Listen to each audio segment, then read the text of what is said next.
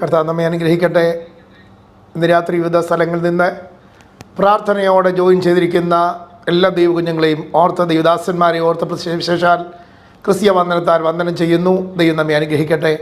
തുടർന്ന് നമ്മൾ ചിന്തിച്ചുകൊണ്ടിരിക്കുന്ന വിഷയത്തിലേക്ക് വേഗത്തിൽ കടന്നു വരുവാൻ കർത്താവിൽ ശരണപ്പെടുകയാണ്. ഡ്രീംസ് ആൻഡ് വിഷൻസ് എന്ന വിഷയത്തോട് ബന്ധപ്പെട്ട് പാർട്ട് 3 കടന്നു വരുവാൻ കർത്താവ് നമുക്ക് ഇടയാക്കി. സ്തോത്രം. അപ്പോൾ നമ്മൾ മനസ്സിലാക്കിയിരിക്കേണ്ട ഒരു പ്രധാനപ്പെട്ട കാര്യം, ദൈവം ഡ്രീംസ് ആൻഡ് വിഷൻസ് അല്ലെങ്കിൽ സ്വപ്നങ്ങൾ, ദർശനങ്ങൾ ഈ അന്ത്യകാലത്ത് ദൈവം സംസാരിക്കുന്ന, ദൈവം ഉപയോഗിക്കുന്ന ഒരു മീഡിയമായിട്ട് നമുക്ക് കാണാനായിട്ട് കഴിയും. ഇത് കഴിഞ്ഞ പ്രാവശ്യം ഞാനത് ജസ്റ്റ് ടച്ച് ചെയ്ത് പറഞ്ഞിരുന്നു. സ്തോത്രം. ഒരുപക്ഷെ അപകടങ്ങൾ, അനർത്ഥങ്ങളോ അതല്ലെങ്കിൽ ഏതെങ്കിലും രോഗങ്ങളോ കഷ്ടങ്ങളോ അല്ലെങ്കിൽ പ്രിയപ്പെട്ടവരുടെ ഏതെങ്കിലും വേർപാടുകളോ ഇതൊക്കെ ഭാഗ്യമായോ പൂർണ്ണമായിട്ടോ ഒക്കെ ദൈവം സ്വപ്നത്തിലൂടെയോ വിഷൻസിലൂടെയോ സംസാരിച്ചതായ അനുഭവങ്ങൾ നമുക്കുണ്ട്. പല പ്രിയപ്പെട്ടവരും അത് സംസാരിച്ച് കേൾക്കുവാൻ എനിക്കിടയായി തീർന്നിട്ടുണ്ട്. പ്രാർത്ഥിക്കുന്ന ദൈവകുഞ്ഞുങ്ങൾക്ക് വിശേഷാൽ വളരെ കൃത്യമായും വ്യക്തമായും അതിനെക്കുറിച്ച് കർത്താവ് ഹിൻഡുകൾ തരാതിരിക്കയില്ല. കാരണം ദൈവം തന്നെ കുഞ്ഞുങ്ങൾക്ക് കൊടുക്കാൻ ആഗ്രഹിക്കുന്ന ഒരു പ്രത്യേക ഒരു അനുഭവമാണ് ഈ പറഞ്ഞിരിക്കുന്നതായ ഡ്രീംസ് ആൻഡ് വിഷൻസ്. അങ്ങനെ നേരത്തെ അത് അറിയിക്കുമ്പോൾ സംഭവിക്കുന്നതായ വിഷയങ്ങൾ പ്രാർത്ഥിച്ച് അത് മാറിപ്പോകേണ്ടതിന്, ഒഴിഞ്ഞു പോകേണ്ടതിന്, ചില വിഷയങ്ങൾക്കകത്ത് അത് ഓവർകം ചെയ്യാൻ കൃപയ്ക്ക് ഇതിനെല്ലാം വിവിധ അളവുകളിൽ പരിശുദ്ധാത്മാവ് സംസാരിക്കാറുണ്ട്. അതുകൊണ്ട് അതിനെ നമുക്ക് തള്ളിക്കളയാൻ ഒരിക്കലും സാധിക്കുകയില്ല. സ്തോത്രം. മറിച്ച് ദോഷകരമായ കാര്യങ്ങൾ മാത്രമല്ല, ഒരു പ്രൊമോഷൻ വരുന്ന കാര്യമോ, ഒരു നന്മ, ഒരു ഗിഫ്റ്റ് നമുക്ക് ലഭിക്കുന്ന കാര്യമോ, അതല്ലെങ്കിൽ ഒരു ഏഞ്ചലിക് വിസിറ്റേഷനോ, അതല്ലെങ്കിൽ നിങ്ങളായിരിക്കുന്ന സ്ഥലത്തു നിന്ന് നിങ്ങൾ മൈഗ്രേറ്റ് ചെയ്ത് മറ്റൊരിടത്തേക്ക് പോകുന്നതിന് കാര്യമോ, ശുശ്രൂഷാപരമായ വിഷയങ്ങളോ, ജീവിതത്തിൻ്റെ കുടുംബത്തിൻ്റെ വിഷയങ്ങളോ, കുഞ്ഞുങ്ങളുടെ കാര്യങ്ങളോ ഒക്കെ പരിശുദ്ധാത്മാവിന് സംസാരിക്കാനുണ്ട്. തിരുവചനം പറയുന്നു, ഭൂമിയിലെ ഉദയം മുതൽ അസ്തമാനം വരെ അവൻ ഭൂമിയെ വിളിച്ചുകൊണ്ടിരിക്കുന്നു എന്ന് ദൈവത്തിൻ്റെ വചനം പറയുന്നു. ഭൂമിയെ വിളിക്കുന്നു എന്ന് പറഞ്ഞാൽ അതിൻ്റെ അർത്ഥം ഭൂമിയിലുള്ള എല്ലാ കല്ലിനെയും മരത്തെയും തടിയെയും സിമെൻറ്റിനെയും കട്ടകളെയും വിളിക്കുന്നതെന്നല്ല, മണ്ണിനെയും പൂഴിയെയും വിളിക്കുന്നതെന്നല്ല, മറിച്ച് ഭൂമിയിലിരിക്കുന്ന മനുഷ്യന്മാരെ ദൈവം വിളിക്കുന്നു. ആ വിളി കേൾക്കുന്നത് കുറച്ച് പേര് മാത്രമേ ഉള്ളൂ. അതുകൊണ്ടാണ് കേൾക്കുന്ന ഒരു ചെവിയും കാണുന്ന കണ്ണും യഹോവ ഉണ്ടാക്കി എന്ന് എഴുതിയിരിക്കുന്നത്. ദൈവം നമുക്ക് കാണുവാനും കേൾക്കുവാനും കൃപ തന്നിരിക്കുന്നത് ഈ കർട്ടന് അപ്പുറത്ത്, ഇവിടെ കാണുന്ന ഭൗതികമായ മേഖലകളുടെ കർട്ടന് അപ്പുറത്ത് വരാൻ പോകുന്ന ദൈവികമായി സെറ്റ് ചെയ്ത് വെച്ചിരിക്കുന്ന ചില വിഷയങ്ങളുണ്ട്. ഇതിനകത്തൊന്ന് കാണുവാനും ചില കാര്യങ്ങൾ കർത്താവിനോട് ചേർന്നിരുന്ന കൗൺസിലിരുന്നൊന്ന് സംസാരിച്ച് ചിലതിനെ വേഗത്തിലാക്കാനും നടക്കരുതാത്ത വിഷയങ്ങളെ ബ്ലോക്ക് ചെയ്യാനും അധികാരം ദൈവം നമുക്ക് തന്നിരിക്കുകയാണെന്ന കാര്യം മറന്നു പോകരുത്. അതുകൊണ്ടാണ് ഡ്രീംസ് ആൻഡ് വിഷൻസ് ചെറിയ കാര്യമല്ല എന്ന് നമുക്ക് മനസ്സിലാക്കാൻ കഴിയുന്നത്. ഹൃദയത്തിൻ്റെ ദൃഷ്ടി പ്രകാശിക്കണമെന്ന് നമ്മൾ വായിക്കാനിടയായി. എഫേസ്യ ലേഖനം 1-ാം അധ്യായം 17-ാമത്തെ വാക്യത്തിൽ ഇത് വായിക്കുന്നുണ്ട്. ഹൃദയത്തിൻ്റെ ദൃഷ്ടി പ്രകാശിക്കണം. അവൻ വിളിച്ചിരിക്കുന്ന വിളി എന്താണെന്ന് അറിയണം. അപ്രകാരമായിത്തീരണമെന്നുള്ള ദാഹവും പ്രാർത്ഥനയും ഉണ്ടാകണം. അപ്പോൾ വിഷൻസ് എന്ന് പറയുന്നത് നാം ഉണർന്നിരിക്കുന്ന സമയത്താണ് കൂടുതലും വിഷൻസ് ഉണ്ടാകുന്നത്. ഡ്രീംസ് എന്ന് പറയുന്നത് നമുക്കറിയാം, സ്വപ്നങ്ങൾ നമ്മുടെ മനസ്സ് ഉറങ്ങിക്കിടക്കുമ്പോൾ സംഭവിക്കുന്നതാണ് ഈ ഡ്രീംസിലൂടെ സംഭവിക്കുന്നത്. ഏറ്റവും കൂടുതൽ പ്രാർത്ഥിച്ച ഒരു ഉന്നതിയിലേക്ക് കയറി വരുന്നതിനേക്കാൾ നമുക്ക് എളുപ്പം, പലർക്കും എളുപ്പം പ്രാർത്ഥിച്ചിട്ട് കിടന്ന് ഉറങ്ങിക്കഴിയുമ്പോൾ കാണുന്ന സ്വപ്നങ്ങളായിരിക്കും. അത് വളരെ വളരെ ഈസിയാണ്, എല്ലാവർക്കും ആക്സസിബിളാണ്. എല്ലാ സ്വപ്നങ്ങളും ദൈവത്തിൻ്റെ സ്വപ്നങ്ങളല്ല. എന്നാൽ ഈ ദ്വാര ദൈവം സംസാരിക്കാറുണ്ട്. ചിലപ്പോൾ രാത്രിയിൽ ദർശനങ്ങളിലൂടെയും സംസാരിക്കാറുണ്ട്. അതുകൊണ്ട് ദൈവത്തിന് അതിന് പരമാധികാരമുണ്ട്. പലതരത്തിലുള്ള സ്വപ്നങ്ങളുണ്ടെന്ന് നമുക്ക് കാണാൻ കഴിയുന്നു. ഒന്ന്, നമ്മുടെ ലൈഫിനെ പ്രോസസ്സ് ചെയ്യുന്ന, ശരിക്കും രൂപാന്തരപ്പെടുത്തിയെടുക്കുന്ന, മുന്നോട്ട് ചലിപ്പിക്കുന്നതിന് വേണ്ടി നമ്മെ രൂപപ്പെടുത്തിയെടുക്കുന്ന ലൈഫ് പ്രോസസ്സിങ് ഡ്രീംസ് ഉണ്ട്. അതുപോലെ തന്നെ ശരിയല്ലാത്ത നൈറ്റ്മേഴ്സ്, വല്ലാത്ത സ്വപ്നങ്ങൾ, ദുസ്വപ്നങ്ങളുണ്ട്. നമ്മളെ ഭയപ്പെടുത്തുന്ന, അലട്ടുന്ന, അലോസരപ്പെടുത്തുന്നതായ സ്വപ്നങ്ങൾ. എന്നാൽ ദൈവികമായ സ്വപ്നങ്ങളുണ്ട്, ദൈവത്തിൻ്റെ സ്വപ്നങ്ങളുണ്ട്. ദൈവത്തിന് നമ്മളെക്കുറിച്ചൊരു സ്വപ്നമുണ്ട് പ്രിയപ്പെട്ടവരെ. നമ്മെ ഭൂമിയിലേക്ക് വിടുമ്പോൾ ദൈവത്തിനൊരു സ്വപ്നമുണ്ട്. ഇവനെ കൊള്ളാം, ഇവളെ കൊള്ളാം, ഞാൻ ഇന്ന കാര്യത്തിന് വേണ്ടി അവളെ ഉപയോഗിക്കും, അവനെ ഉപയോഗിക്കും. അങ്ങനെ ദൈവത്തിൻ്റെ പദ്ധതിയിലേക്കൊന്ന് കയറി നിൽക്കാൻ പറ്റിയാൽ എത്ര അനുഗ്രഹമാണ്. അതുകൊണ്ട് ഇപ്രകാരം ചോദിക്കാറുണ്ട്, ഈ സ്വപ്നങ്ങളുടെയും ദർശനങ്ങളുടെയും പിന്നിൽ എന്തെങ്കിലും കാര്യമുണ്ടോ, എന്തെങ്കിലും ഉദ്ദേശമുണ്ടോ? നിശ്ചയമായിട്ടും യെശയ്യാ പ്രവചനം 6-ാം അധ്യായം 1-ാമത്തെ വാക്യത്തിൽ ദർശനം കാണുവാൻ കഴിയുന്നത് യെശയ്യാവാണ്. സ്വർഗത്തിൻ്റെ ദർശനം കണ്ടു, കർത്താവിൻ്റെ ദർശനം കണ്ടു. ആലയത്തിൽ പോയിരിക്കുമ്പോൾ താൻ കാണുന്നത് ആലയം മുഴുവൻ നിറച്ചിരിക്കുന്ന കർത്താവിൻ്റെ വസ്ത്രത്തിൻ്റെ വെളുമ്പുകൾ നിറച്ചിരിക്കുന്നതും ആരാധനയുടെ ശബ്ദമൊക്കെയാണല്ലോ. ആ ഭാഗം അദ്ദേഹം കാണുകയാണ്. അത് അദ്ദേഹത്തിൻ്റെ ജീവിതത്തിൽ തന്നെ ഭയങ്കരമായി വ്യത്യാസപ്പെടുത്തുന്നു. എസെക്കിയേൽ എന്ന് പറഞ്ഞ പ്രവാചകനെ നമുക്കറിയാം. അവൻ കൊട്ടാരത്തിലൊന്നും ആയിരുന്നില്ല, ദേവാലയത്തിലുമായിരുന്നില്ല. ശരിക്കും പറഞ്ഞാൽ പ്രവാസികളുടെ ഇടയിൽ കെബാർ നദിയുടെ തീരത്തിരുന്ന് ജനത്തിന് വേണ്ടി കരഞ്ഞുകൊണ്ടിരിക്കുമ്പോൾ പെട്ടെന്നുണ്ടായ ദിവ്യ ദർശനമാണ്. എവിടെ ഇരിക്കുന്നു എന്നുള്ള വിഷയമല്ല. വെളിമ്പ്രദേശത്താണ് എസെക്കിയേൽ നിന്ന് പ്രാർത്ഥിച്ചത്.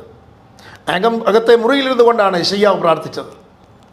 എവിടെ ഇരിക്കുന്നു എന്നുള്ള വിഷയമല്ല. പക്ഷെ കർത്താവിനെ കാണാൻ കണ്ണുകളെ തുറക്കപ്പെടാൻ സാധ്യതയുണ്ട്. കർത്താവുമായിട്ട് കണക്റ്റാകാൻ ഒരു മനസ്ഥിതിയാണ് ആവശ്യം, ഒരു മനോഭാവമാണ് ആവശ്യം. പേര് ഇന്നതായതുകൊണ്ടല്ല, ബാക്ക്ഗ്രൗണ്ട് ഇന്നതായതുകൊണ്ടല്ല, പാരമ്പര്യം ഇന്നതായതുകൊണ്ടല്ല, ഇരിക്കുന്ന സ്ഥലത്തിൻ്റെ പവിത്രത കൊണ്ടുമല്ല. കരയാൻ കണ്ണുകളുണ്ടെങ്കിൽ, ഒരാത്മഭാരമുണ്ടെങ്കിൽ സ്വർഗം ചലിക്കുന്നു. അത് കാണുവാൻ ദൈവം നമുക്ക് ഭാഗ്യം തരുന്നു. എന്തുകൊണ്ടാണ് ഡ്രീംസ് ആൻഡ് വിഷൻസ്? അതിൻ്റെ പർപ്പസ്, അതിൻ്റെ ഉദ്ദേശം എന്താണ് നമ്മൾ കണ്ടു. അതുകൂടെ പറഞ്ഞാൽ നമ്മളെ വാൺ ചെയ്യുന്നതിന് ചില മുന്നറിയിപ്പുകൾ തരുന്നതിനാണെന്ന് ഞാൻ പറഞ്ഞു, കഴിഞ്ഞ പ്രാവശ്യം പറഞ്ഞു. ആ മുന്നറിയിപ്പുകൾ നാം അനുസരിച്ച് മുന്നോട്ട് പോയാൽ വലിയ വീഴ്ചകളിൽ നിന്നും പ്രയാസങ്ങളിൽ നിന്നും ദൈവം നമ്മെ വിടുവിക്കാൻ കാരണമായി തീരും. ഈ സ്വപ്നങ്ങൾ, ഈ ദർശനങ്ങൾ അയച്ച് നമ്മുടെ അറ്റൻഷൻ കർത്താവ് സ്വീകരിച്ച് ശരിയായി ഗൈഡ് ചെയ്യുന്നതിന്, അതിനെ മനസ്സിലാക്കുവാൻ, സമയത്തെയും കാലത്തെയും വിവേചിക്കാൻ ദൈവം നമുക്ക് കൃപ തരികയാണ്. ലോകത്തിലെ സകല മനുഷ്യരെയും പോലെ വഴുതി ഒഴുകിച്ചെന്ന് കുഴിക്കകത്ത് വീഴാനല്ല ദൈവം തൻ്റെ ജനത്തെക്കുറിച്ച് ആഗ്രഹിക്കുന്നത്. സ്തോത്രം. അവിടെ നിന്ന് എഴുന്നേറ്റ് പ്രയാസങ്ങൾ വരാതെ, ബുദ്ധിമുട്ടുകൾക്കകത്ത് അകപ്പെട്ടു പോകാതെ രക്ഷപ്പെടാൻ ദൈവം ഒരു മുന്നറിയിപ്പ് തരികയാണ്. യോബിന്റെ പുസ്തകം 33-ാം അധ്യായം 14 മുതൽ 18 വരെ വാക്യങ്ങൾ നമ്മൾ വായിച്ചു. പലവട്ടം നമുക്ക് അതിനെക്കുറിച്ച് ചിന്തിക്കാനിടയായി. രാത്രി ദർശനത്തിൽ മനുഷ്യന്മാർ ഉറങ്ങാൻ പോകുമ്പോൾ കർത്താവരുടെ ഹൃദയങ്ങളെ, കണ്ണുകളെ പ്രകാശിപ്പിക്കുന്നു, തുറക്കുന്നു, അവരോട് സംസാരിക്കുന്നു. ഹല്ലേലൂയ. എന്തിനു വേണ്ടിയാണ് എന്നവിടെ വ്യക്തമായിട്ട് പറയുന്നുണ്ട്. സ്തോത്രം. ആ വാക്യം നമുക്കൊന്ന് ചിന്തിക്കുന്ന നല്ലതായിരിക്കും. ഒന്നുകൂടെ ആ ഭാഗം എടുത്ത് ചിന്തിക്കുവാനായിട്ട് കർത്താവ് ശരണപ്പെടുകയാണ്. യോബിൻ്റെ പുസ്തകത്തിൽ ഒത്തിരി ഇതുപോലെ രഹസ്യമായ കാര്യങ്ങൾ നമുക്ക് കാണാനായിട്ട് കഴിയുന്നുണ്ട്. അതിലൊന്നാണ് ഡ്രീംസ് ആൻഡ് വിഷൻസ് എന്ന് പറയുന്ന വിഷയം. പഴയ നിയമത്തിലെ ഭക്തന്മാർ പോലും കാണുന്ന, അറിയുന്ന, അവർക്ക് പരിചയമുള്ളൊരു കാര്യമായിരുന്നു. അതിങ്ങനെ ഞാൻ വായിക്കുന്നു. 33:14 മുതൽ 1-2 വട്ടം ദൈവം അരുളി ചെയ്യുന്നു, മനുഷ്യനത് കൂട്ടാക്കുന്നില്ല താനും. ഗാഠനിദ്ര മനുഷ്യർക്കുണ്ടാകുമ്പോൾ, അവർ ശയ്യമേൽ നിദ്ര കൊള്ളുമ്പോൾ, സ്വപ്നത്തിൽ രാത്രി ദർശനത്തിൽ തന്നെ അവൻ മനുഷ്യരുടെ ചെവി തുറക്കുന്നു, അവരുടെ പ്രബോധനയ്ക്ക് മുദ്രയിടുന്നു. മനുഷ്യനെ അവൻ്റെ ദുഷ്കർമ്മത്തിൽ നിന്ന് അകറ്റുവാനും പുരുഷനെ ഗർഭത്തിൽ നിന്ന് രക്ഷിപ്പാനും തന്നെ. 18-ാമത്തെ വാക്യം ഇങ്ങനെയാണ്, അവൻ കുഴിയിൽ നിന്ന് അവൻ്റെ പ്രാണനെയും വാളാൽ നശിക്കാതെ വണ്ണം അവൻ്റെ ജീവനെയും കാക്കുന്നു. കേട്ടോ? അപ്പോൾ സ്വപ്നവും ദർശനവും എന്തെങ്കിലും കാണുന്നതായ ഒരു പേക്കിനാവിൻ്റെ കാര്യമല്ല. ദൈവം തരുന്നതായ ആലോചന, ദൈവം തരുന്നതായ ദൂതുകൾ, വെളിപ്പാടുകൾ, സ്വപ്നങ്ങൾ, ദർശനങ്ങൾ. അതിൻ്റെ കാര്യം പിടികിട്ടിയോ? വലിയ അനർത്ഥങ്ങൾ ഒഴിഞ്ഞു മാറേണ്ടതിന്, അത് നമ്മുടെ ജീവിതത്തിൽ വരാതിരിക്കേണ്ടതിന്, കുഴി കുഴിച്ചിട്ട് കാത്തു നിൽക്കുന്ന പൈശാചിക മേഖലകളിൽ നിന്ന് സാത്താൻ അമ്പയെ പരാജയപ്പെട്ട് ലജ്ജിതനായി പിന്മാറേണ്ടതിന്, ഒരു ജയാളിയായി ഒരാപത്തും വരാതെ മുന്നോട്ട് പോകേണ്ടതിന് ദൈവം തരുന്ന ഒരു ഭയങ്കരമായ നിയോഗമാണ് ഈ സ്വപ്നങ്ങളിലൂടെ, ദർശനങ്ങളിലൂടെ ഉണ്ടാകുന്നത്. സ്തോത്രം. രണ്ടാമതായി നമുക്ക് ധൈര്യവും ശക്തിയും വർദ്ധിപ്പിച്ചു തരേണ്ടതിന് വേണ്ടിയാണ്. നമുക്ക് യാക്കോബിനെ കാണുവാൻ കഴിയുന്നുണ്ട്. യാക്കോബ് ലാബാൻ്റെ വീട്ടിലായിരിക്കുന്ന സമയത്ത് എന്ത് ചെയ്യണമെന്നറിയാൻ വയ്യാതെ അവൻ വിഷമിക്കുമ്പോൾ അവൻ്റെ അടുക്കൽ കർത്താവ് നിന്നുകൊണ്ട് സംസാരിക്കുന്ന സ്വപ്നത്തിൽ നിന്നുകൊണ്ട് സംസാരിക്കുകയാണ്. യാക്കോബ് അദ്ദേഹത്തെക്കുറിച്ച് ചിന്തിച്ചു കഴിഞ്ഞാൽ പഴയ നിയമത്തിലെ യാക്കോബ് ഒരു സ്വപ്നങ്ങളുടെ മനുഷ്യനായിരുന്നു. സ്വപ്നങ്ങൾ, ദൈവിക സ്വപ്നങ്ങൾ നിറഞ്ഞ മനുഷ്യനായിരുന്നു. ഞാൻ അദ്ദേഹത്തെക്കുറിച്ച് ഇങ്ങനെ ചിന്തിക്കാനിടയായിത്തീർന്നു. തൻ്റെ വീട്ടിൽ നിന്ന് ഓടിപ്പോകുന്ന വഴിയിലാണ് ദൈവം ആദ്യമായി സ്വപ്നം കൊടുത്തതായിട്ട് ബൈബിൾ രേഖപ്പെടുത്തിയിരിക്കുന്നത്. അതിനു മുമ്പ് കണ്ട സ്വപ്നങ്ങൾ ഉണ്ടായിരിക്കാം, അതൊന്നും വചനത്തിനകത്തില്ല. ഏത് മനുഷ്യനും സ്വപ്നം കാണുമല്ലോ, പല സ്വപ്നങ്ങൾ കണ്ടു കാണും. പക്ഷേ അതൊന്നും വലിയ യാഥാർത്ഥ്യമുള്ള സ്വപ്നങ്ങളായിരുന്നില്ല. സ്തോത്രം. എന്നാൽ അവനൊരിക്കലും പ്രതീക്ഷിക്കാതിരുന്നൊരു കാര്യമാണ്, അവൻ്റെ പ്രതീക്ഷയ്ക്ക് വിരോധമായിട്ടാണ് അവർ സംഭവിക്കുന്നത്. ലൂസ് എന്ന് പറയുന്ന ബേഥേലിൽ വെച്ച് അന്ന് രാത്രി ദൈവം അവനോട് സംസാരിക്കുന്നത് സ്വപ്നത്തിലൂടെയാണ്. അവൻ അതുപോലെ സ്വപ്നം അതിന് മുമ്പും അതിന് പിമ്പും കണ്ടിട്ടില്ല. സ്തോത്രം. വീണ്ടും ഞാൻ ചിന്തിക്കാനിടയായി, എന്തുകൊണ്ടായിരിക്കും ദൈവം അവനോട് അങ്ങനെ സംസാരിക്കാൻ കഴിഞ്ഞത്? അവൻ പേടിച്ചത് കൊണ്ടാണോ? വീട്ടിൽ നിന്ന് ഓടിപ്പോയോണ്ടാണോ? ഒറ്റയ്ക്കായത് കൊണ്ടാണോ? അല്ല അല്ല അല്ല. ചിന്തിച്ചു നോക്കിയേ. അവൻ ഇതുകൊണ്ടൊന്നും അല്ല, ഒറ്റയ്ക്കായത് ഒരു കാരണമാണ്. അവൻ കുറച്ചുകൂടെ ഒന്ന് പ്രാർത്ഥിക്കാനൊക്കെ ഇടയായി, പേടിച്ചു പോയി. അതെല്ലാം ശരിയാ. പക്ഷെ അതുകൊണ്ടൊന്നുമല്ല ദൈവം സംസാരിക്കാനിടയായത്. അവനൊരു ദാഹമുണ്ടായിരുന്നു. എനിക്ക് അനുഗ്രഹിക്കപ്പെടണം, എൻ്റെ മേൽ ആത്മാവ് വരണം, പരിശുദ്ധാത്മാവിൻ്റെ സ്പർശനം എനിക്കുണ്ടാകണം, ഈ അപ്പൻ്റെ മേൽ ഒരു അഭിഷേകം എൻ്റെ മേൽ കടന്നു വരണം, എനിക്കും ദൈവത്തിന് വേണ്ടി പ്രയോജനപ്പെടണം, ഈ ജീവിതത്തിൽ ഒരു ആത്മീയ അനുഗ്രഹം എനിക്കുണ്ടാകണം. ഈ ഭയങ്കര ഒരു ആഗ്രഹമാണ് അവനെ ഈ പറഞ്ഞതായ കാര്യങ്ങളൊക്കെ പ്രേരിപ്പിച്ചതെങ്കിലും ആ ദാഹം ദൈവം കണ്ടു. സ്തോത്രം. എല്ലാവരും മാറിയപ്പോൾ ആ ദൈവം അടുത്തു ചെന്നു അവനോട് സംസാരിക്കാനായി. ഞാൻ ഇന്ന് രാത്രി നിങ്ങളോട് പറയട്ടെ, നിങ്ങളെല്ലാവരും കൈവിടുന്ന രാത്രിയിലും, മനുഷ്യർ പറയത്തില്ലേ കാളരാത്രി എന്ന് പറയത്തില്ലേ, എല്ലാവരും കൈവിടുന്ന രാത്രിയിലും നിങ്ങൾ പ്രാപിച്ച അഭിഷേകം നിങ്ങളുടെ അടുക്കൽ വരും. ആ കർത്താവിൻ്റെ ദർശനം ഉണ്ടാകും. ലൂസ് ദൈവത്തിന് വിഷയമല്ല, ബേഥേൽ ദൈവത്തിന് വിഷയമല്ല. തൊടുവാൻ ആരെയും സമ്മതിക്കാതെ വേണം ദൈവം തന്നെ ദൂതന്മാരുടെ സൈന്യത്തെ ഇറക്കി കാവൽ ചെയ്യും. കാരണം നമ്മുടെ ആഗ്രഹം അറിയുന്ന ദൈവം ജീവിക്കുന്നു. വിഷൻ ആക്ടിവേറ്റ് ആകുന്നതിന് ചിലപ്പോൾ നാളുകെടുത്തൊന്നും വരാം. പക്ഷേ ആ വിഷനിലൂടെ ഒരു വലിയ ദൈവപ്രവൃത്തി നടക്കുകയാണ്. ജീവിതത്തെ പോലും അതെ മാറ്റിമറിക്കാൻ കഴിയുന്ന ഒരു വലിയ ദൈവപ്രവൃത്തിക്ക് വേണ്ടിയാണ് ഇന്ന് രാത്രിയിലും ദൈവം നമ്മെ വിളിക്കുന്നത്. അതിലേക്കൊന്ന് കയറി വരുവാൻ ദൈവം നമ്മെ ആഹ്വാനം ചെയ്യുന്നു, നമ്മെ ശക്തീകരിക്കാൻ. അതാ വീണ്ടും ചില വർഷങ്ങൾക്ക് ശേഷം ഇതേ യാക്കോബ് ഞാനിനി എന്തു ചെയ്യും? അവന് മറുപടിയില്ല. എന്തോ ചെയ്യണം, ഇങ്ങനെ പ്രാർത്ഥിച്ചു കൊണ്ടിരിക്കുക. ഒരു ദിവസം രാത്രിയിൽ ദൈവം അവൻ്റെ ദർശനത്തിൽ സ്വപ്നത്തിൽ ഇടപെട്ടു. ഇവിടം വിട്ട് നിൻ്റെ അപ്പൻ്റെ വീട്ടിലേക്ക് പോകണം, നിൻ്റെ സ്വന്തം ദേശത്തേക്ക് പോകണം. ഈ സ്വപ്നമാണ് അവനെ ചലിപ്പിച്ചത്. ഓ ഹല്ലേലൂയ. പേടിച്ചോടിയതല്ല കേട്ടോ, കുറച്ചുകൂടെ നല്ല സുഖവാസത്തിന് വേണ്ടി ഓടിപ്പോയതല്ല, മറിച്ച് അവൻ്റെ ഭാവിയെ മുഴുവൻ, അവൻ്റെ കുടുംബത്തെ മുഴുവൻ നേടുന്ന ഒരു അഭിഷേകമായി, തലമുറകൾക്ക് നിലനിൽക്കുന്ന ഒരു അഭിഷേകമായി, ഒരു രാജ്യത്തിൻ്റെ കെട്ടുപണിക്ക് വേണ്ടിയുള്ള ഒരു അഭിഷേകമായി തീരാനുള്ള കാരണം ആ ഒരൊറ്റ സ്വപ്നമാണ്. അത് ദൈവത്തിൻ്റെ സ്വപ്നമായിരുന്നു. ഇന്ന് രാത്രി പ്രിയരെ, നാം അത് ചിന്തിക്കുമ്പോൾ തന്നെ യേശുവിൻ്റെ നാമത്തിൽ ഞാനത് റിലീസ് ചെയ്തുകൊണ്ട് പ്രാർത്ഥിക്കുകയാണ്. ഹല്ലേലൂയ, ആമേൻ. ഭാവിക്ക് വേണ്ടി, തലമുറകൾക്ക് വേണ്ടി നിങ്ങളായിരിക്കുന്ന ഇടത്ത് ദൈവപ്രവൃത്തി വെളിപ്പെടേണ്ടതിനായി എന്ത് ചെയ്യും എന്ന് ചോദിക്കുമ്പോൾ സ്വപ്നത്തിലും ദർശനങ്ങളിലും ഇറങ്ങി വന്ന് സംസാരിക്കാൻ കർത്താവ് ആഗ്രഹിക്കുന്നു. സ്തോത്രം. കർത്താവിന് സമയം കൊടുക്ക്, ദൈവത്തിന് വേണ്ടി ഒന്ന് ഒരുങ്ങിയിരിക്കെ. ഇന്ന് രാത്രി മുതൽ സംസാരിക്കട്ടെ. അവനിൽ നിന്ന് പിടിച്ചു വാങ്ങിക്കാ ദൂത്. ദൈവം നമ്മോട് സംസാരിക്കാൻ ആഗ്രഹിക്കുന്നു. ഞാൻ നിന്നോട് വാഗ്ദത്തം ചെയ്തിരിക്കുന്ന സ്ഥലത്തോട്ട് നിന്നെ കൊണ്ടുപോകും. സ്തോത്രം. ഹല്ലേലൂയ. നിന്റെ പിതാക്കന്മാരുടെ സ്ഥലത്തേക്ക് തന്നെ. ആമേൻ. അപ്പോസ്തല പ്രവൃത്തി 18-ാം അധ്യായം 9 മുതൽ ഉള്ള വാക്യങ്ങൾ വായിക്കുമ്പോൾ പൗലോസിനും ഒരു ചെറിയ കൺഫ്യൂഷൻ, ഇനി എന്നാ ചെയ്യണ്ടേ? സ്തോത്രം. അവിടെ ഭയപ്പെട്ടിരിക്കുന്നതിൻ്റെ നടുവിൽ പൗലോസിനോട് പറയും, നീ ഭയപ്പെടരുത്, ഈ പട്ടണത്തിൽ എനിക്ക് വളരെ ജനമുണ്ട്, നീ സംസാരിച്ചു കൊണ്ടിരിക്കുക, ഞാൻ നിന്നോട് കൂടെ ഇരിക്കും, ഒരു മനുഷ്യനും നിനക്കെതിരെ ഒരു ദോഷവും ചെയ്യാൻ ഞാൻ സമ്മതിക്കയില്ല. ഈ ശബ്ദം കേട്ട് കഴിഞ്ഞപ്പോൾ പൗലോസിന്റെ ശുശ്രൂഷ മാറുക, അവൻ്റെ ഭയം അവനെ വിട്ടുപോവുക. ഓ സ്തോത്രം ചെയ്യുന്നു.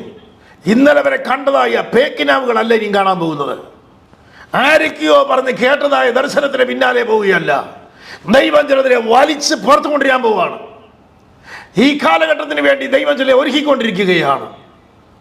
ശക്തമായ മൂവിങ്ങിന് വേണ്ടി ചില കോണ്ടിനെന്റുകളെ തന്നെ, ചില രാജ്യങ്ങളെ തന്നെ കരങ്ങളിലേക്ക് തരേണ്ടതിന്, സ്തോത്രം, മക്കെദോന്യക്കാരനായി പുരുഷൻ എന്ന് വിളിക്കുന്നു എന്ന് പറയുന്നത് പോലെ ചില പ്രത്യേക ദർശനങ്ങൾ ആമേൻ എന്നെ കേട്ടുകൊണ്ടിരിക്കുന്ന ചില ഭക്തന്മാരുടെ മേൽ ദൈവം ഇടാൻ പോവുകയാണ്. നിങ്ങൾ ചലിച്ചു തുടങ്ങുകയാണ്, നിങ്ങളുടെ സഭകൾ ചലിക്കുകയാണ്. ഓ കർത്താവിനെ സ്തുതിക്കുന്നു. ദൈവപ്രവർത്തികളുടെ സമയങ്ങളാണിത്. വെറും ഒരു സ്വപ്നം കണ്ടുകൊണ്ടിരിക്കുന്ന സമയമല്ല, അത് പ്രവൃത്തിയിലേക്ക് വരാൻ പോവുകയാണ്. മൂന്നാമത് സ്തോത്രം, ചില ഇൻസ്ട്രക്ഷൻ തരാൻ വേണ്ടി, ഗൈഡൻസ് തരാൻ വേണ്ടി, സ്തോത്രം, ഒരു പ്രത്യേക ഗൈഡൻസ് കിട്ടിയവനായി, ഒരു പ്രത്യേക നിയോഗം കിട്ടിയവളായി ചലിച്ചു തുടങ്ങുന്നു. ചിലർക്ക് മൂവിങ് ഉണ്ടാകാൻ പോവുകയാണ്. യേശുക്രിസ്തുവിന്റെ നാമത്തിൽ അതിനെ ഞങ്ങൾ വിളിച്ചു വരുത്തുന്നു. നാലാമതായി സ്തോത്രം, ഇനി വരാൻ പോകുന്ന ചില വിഷയങ്ങൾക്ക് വേണ്ടി ഒന്ന് പ്രിപ്പയർ ചെയ്യാൻ, ഒരുക്കിയെടുക്കാൻ വേണ്ടിയാണ്. യോസഫ് അദ്ദേഹത്തിൻ്റെ സമയത്ത് അദ്ദേഹം ഒരു ദർശനം, ഒരു സ്വപ്നം കാണുകയാണ്. അദ്ദേഹത്തിനെ സ്വപ്നക്കാരൻ തന്നെയാണ് വിളിക്കുന്നത്. ഇത് പഴയ നിയമത്തിൽ പ്രവചനവുമായിട്ട് കണക്ട് ചെയ്ത് കിടക്കുന്നതായ, പ്രവാചകന്മാരുമായിട്ട് കണക്ട് ചെയ്ത് കിടക്കുന്ന ഒരു ശുശ്രൂഷയും കൂടിയാണ്. അതുകൊണ്ട് യോസഫിനെ ഉണ്ടായത് പ്രവചന ശുശ്രൂഷയായിരുന്നില്ല, മറിച്ച് അദ്ദേഹത്തിന് കൂടുതലും സ്വപ്നങ്ങളും ദർശനങ്ങളുമായിരുന്നു. തുടങ്ങിയത് തന്നെ ഒരു ഭയങ്കര സ്വപ്നം കണ്ടുകൊണ്ടാണ് അദ്ദേഹത്തിന് തുടങ്ങുവാനിടയായത്. സ്തോത്രം. ചിലർക്ക് ചെറിയ പ്രായം മുതൽ തന്നെ അത് ഓപ്പറേറ്റ് ചെയ്ത് വരും. മറ്റു അവരുടെ തീരുമാനത്തിലേക്കും പ്രതിഷ്ഠയിലേക്കും അവർ വന്നു കഴിയുമ്പോൾ അവരോട് ദൈവം സംസാരിക്കും. കർത്താവിന് ഏത് സമയത്തും നമ്മളോട് സംസാരിക്കാം, ഇടിച്ചു കയറി വരാം. അതുകൊണ്ട് ഒരു ഇൻ്റർവെൻഷൻ ഉണ്ടാകാൻ സാധ്യതയുണ്ട് ഈ തലമുറയിൽ. കാരണം നിങ്ങൾക്ക് മുമ്പ്, അല്ലെങ്കിൽ നമുക്ക് മുമ്പുണ്ടായിരുന്ന ഒരു കാലഘട്ടമല്ല ഇപ്പോൾ. എത്രയും വേഗം നമ്മുടെ കർത്താവ് മടങ്ങി വരാൻ പോകുന്നു. ദൈവസഭയെ ഒരുക്കേണ്ടത് അത്യാവശ്യമായിരിക്കുന്നു. അതുകൊണ്ട് കർത്താവ് ആരെയും ഒരുക്കാൻ റെഡിയാണ്. വിശ്വസിക്കുന്നവരാൽ ഈ അടയാളങ്ങൾ നടക്കുമെന്ന് തിരുവചന വചനം പറയുന്നേ. പാസ്റ്റർമാരാൽ എന്നില്ല, അപ്പോസ്തലന്മാരാൽ എന്ന വാക്യം ഞാൻ കണ്ടില്ല. വിശ്വസിക്കുന്നവരാൽ ഈ അടയാളങ്ങൾ നടക്കും. സ്തോത്രം. പ്രിയരെ, യോസഫ് കണ്ടതായ ആ സ്വപ്നവും ആ ദർശനവും വ്യത്യസ്തമായ സ്വപ്നമായിരുന്നു. ഇതെങ്ങനെ സംഭവിക്കും? കറ്റ എഴുന്നേറ്റ് നിൽക്കുന്നു, അവൻ്റെ കറ്റ മാത്രം ഉയർന്നു നിൽക്കുന്നു, ബാക്കിയല്ല കറ്റകളും വീണ് അവൻ്റെ കറ്റയെ നമസ്കരിക്കുന്നു. അർത്ഥം അവർക്ക് പിടികിട്ടി. നമുക്ക് അടുത്ത ദിവസങ്ങളിൽ ഇൻ്റർപ്രിട്ടേഷനിലേക്ക് കടന്നു പോകണം. സ്വപ്നങ്ങളുടെയും വിഷൻസിൻ്റെയും ഒക്കെ ഇൻ്റർപ്രിട്ടേഷൻ ഉണ്ട്. അത് സ്തോത്രം ആഴമായി ചിന്തിക്കേണ്ടതും പഠിക്കേണ്ടതുമായ വിഷയമാണ്. ഉൽപ്പത്തി പുസ്തകം 37-ാം അധ്യായത്തിൽ കാണുന്നത് അങ്ങനെ സ്വപ്നക്കാരനായി തുടങ്ങുകയാണ്. ഹല്ലേലൂയ. എന്നാൽ അതൊരു അനുഗ്രഹത്തിലേക്ക് ദൈവം അവനെ കൊണ്ടുപോയി. സ്തോത്രം. ചില ലീഡേഴ്സിനോട് സംസാരിക്കാൻ, ആധിപത്യമുള്ളവരോട് സംസാരിക്കാം എന്നുള്ള പറഞ്ഞാൽ രാജാക്കന്മാരോട് സംസാരിക്കാൻ യോസഫിനെ ശക്തനാക്കിയത് അവന് സ്വപ്നമാണ്. മറന്നുപോരുത്. ഹല്ലേലൂയ. ദൈവം ചിലരുടെ പ്രൊഫൈലുകൾ മാറ്റാൻ പോവുകയാണ്. ചിലരുടെ നെയിം പ്ലേറ്റുകൾ ദൈവം മാറ്റാൻ പോവുകയാണ്. നിന്റെ ടാഗ് ദൈവം മാറ്റാൻ പോവുക. സ്തോത്രം. ഹാമൻ. പുറമേയുള്ള സകലതും ദൈവം എടുത്ത് ദൂരെ കളഞ്ഞേച്ച് പകർന്നിരിക്കുന്ന അഭിഷേകം എന്താണെന്ന് തെളിയിക്കാൻ പോവാം. ശക്തമായി പ്രാർത്ഥിച്ചോ. ദൈവം ചിലരെ രാജാക്കന്മാരുടെ മുമ്പിൽ നിർത്താൻ പോകുകയാണ്. സ്തോത്രം. ഹല്ലേലൂയ. ലോക രാജാക്കന്മാർ ഒരുമിച്ച് കൂടുന്ന ഇടത്ത് ദൈവം നിങ്ങളെ നിർത്തുമെന്ന് പറഞ്ഞാൽ പരിശുദ്ധാത്മാവിൽ ഏറ്റെടുക്കാൻ കഴിയുമോ? ലോകത്തിലെ ഉന്നതന്മാർ കൂടുന്ന സ്ഥലത്ത് ദൈവം നിങ്ങൾക്കൊരു ചാൻസ് തരാൻ പോകുന്നു എന്ന് പറഞ്ഞാൽ വിശ്വസിക്കാൻ കഴിയുമോ? കഴിയുമെങ്കിൽ ഏറ്റെടുക്കുക. സ്തോത്രം. യോസഫിനെ മാത്രമല്ല, ഈ കാലഘട്ടത്തിൽ പ്രാർത്ഥിക്കുന്നവർക്ക് ദൈവം അഭിഷേകം കൊടുക്കാൻ പോവുകയാണ്. ദൈവം ഉപയോഗിക്കാൻ പോകുന്നു. ഫറവോ സ്വപ്നം കണ്ടു, പക്ഷേ അതിൻ്റെ അർത്ഥം അറിയില്ല. അവന് വ്യക്തമായി അതിൻ്റെ സ്വപ്നത്തിൻ്റെ അർത്ഥം വ്യക്തമാക്കി കൊടുക്കുന്നു. അതോടുകൂടി അവനെ ദൈവം മാറ്റുകയാണ്. അവിടെ ഒരു വലിയ ചലനമുണ്ടാകുകയാണ്. ആ വല്ലാത്ത ക്ഷാമത്തിൽ നിന്നും വിടുതൽ പ്രാപിക്കുന്നത് എങ്ങനെയാ എന്ന പട്ടണത്തിന്, രാജ്യത്തിന് ആലോചന കൊടുക്കുകയാണ്. സ്തോത്രം. ഇങ്ങനെയുള്ളതായ പ്രവാചകന്മാരെ ഈ കാലഘട്ടത്തിന് ആവശ്യമുണ്ട്. സ്തോത്രം. ഹല്ലേലൂയ. എനിക്ക് ജോലി കിട്ടുമോ ഇല്ലയോ എന്നുള്ളത് മാത്രം പറഞ്ഞുകൊണ്ടിരിക്കുന്ന ഒരു പ്രവാചകനല്ല.